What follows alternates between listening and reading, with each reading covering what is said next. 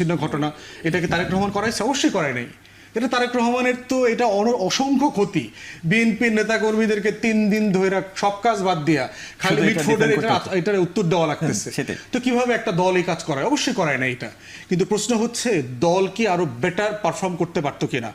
যখন এসালামের 200 কোটি টাকা নিয়ে একটা দলের বড় গুন্ডা টাইপের একটা নেতা যখন ব্যাংক দখল করতে গেল, দল কি সিরিয়াস অ্যাকশন নিয়েছে? না নেওয়ার কারণে কি আমি মেসেজ দিলাম কিনা যে না ঠিক আছে চাঁদাবাজি করতে পারেন? তাহলে ওইটাতে অ্যাকশন নিলে পরে কি আমার 4000 নেতাকর্মীকে বহিষ্কার করা লাগতো? এটাও দলকে তার সার্কেলে তার বডিতে আলোচনা করতে হবে। মূল্যবোধের ঘাটতি আছে। শুধু কি বিএনপির লোকরা চাঁদাবাজি করে ধরা খাচ্ছে? মসজিদের ইমাম সাহেবকে কোপানো হয়েছে না?